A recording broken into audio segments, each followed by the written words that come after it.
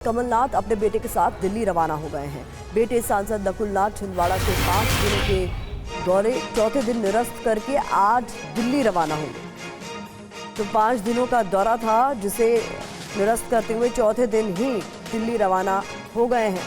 और इस बीच आपको बता देते हैं बड़ी खबर, नकुलनाथ ने एक्स अकाउंट से कांग्रेस हटा दिया है। नकुल ने बायो से कांग्रेस का नाम हटा दिया है। ये इस वक्त की एक और बड़ी खबर जो सामने आ रही है। तो अपने एक्स अकाउंट से कांग्रेस जो पहले लिखा हुआ था उसे नकुलनाथ ने हटा दिया। कमलनाथ के बेटे नकुलनाथ ने एक्स अकाउंट से कांग्रेस हटाया।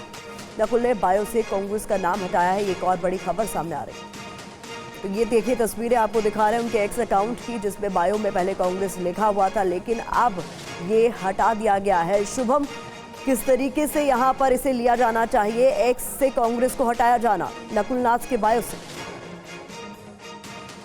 सीमा, बीते कुछ वर्षों में जो कांग्रेस से बीजेपी में नेता गए हैं, सबसे बड़ा उदाहरण अगर आप ज्योतिरादित्य सिंधिया का लें तो उनकी भी शुरुआत इस ट्विटर से ही, एक्स से ही हुई थी, जब उन्होंने कांग्रेस पार्टी का नाम हटा लिया था और अपने बायो में just a common man, cricket lover, इस तरह की चीजें लिखी थी। और उसके 10 दिन बाद वो बीजेपी में चले गए थे। और ऐसे कई नेता रहे हैं जिनकी शुरुआत हमने यहीं से देखी है। कई दिनों से अटकलें चल रही है इस बात को लेकर कि नकुलनाथ बीजेपी में जा सकते हैं।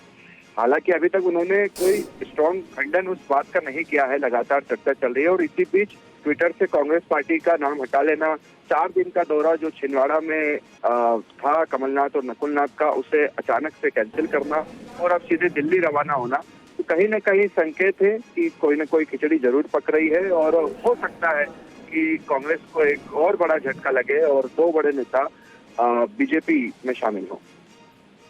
तो ये जिस तरीके से शुभम अपडेट दे रहे हैं, ये किस ओर इशारा कर रहा है, समझने की कोशिश हर कोई कर रहा है। तो कुल मिलाकर एक तरीके से जो भी कांग्रेस के नेता ये दल छोड़कर किसी और दल में गए हैं, तो उनकी तरफ से कुछ इसी तरीके से पहले नाम से जो सोशल मीडिया अकाउंट्स है वहां से कांग्रेस हटाया गया है। यानी चुनाव से पहले जिस तरीके से आप कह रहे हैं एक बड़ा झटका कांग्रेस को लग सकता है अगर कोई खिचड़ी पक रही होगी वाकई।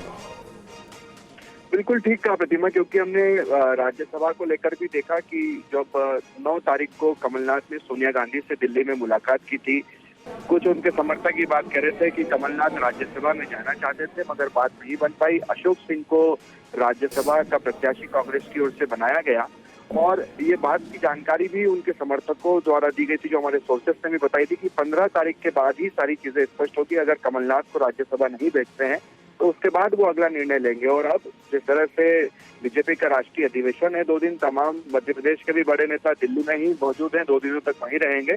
और इसी बीच अब कमलनाथ और नकुलनाथ का दिल्ली रवाना होना कहीं न कहीं संकेत दे रहा है कि अब कुछ न कुछ बड़ा होने वाला है। हो सकता है कमलनाथ और नकुलनाथ अब बीजेपी में शामिल हो।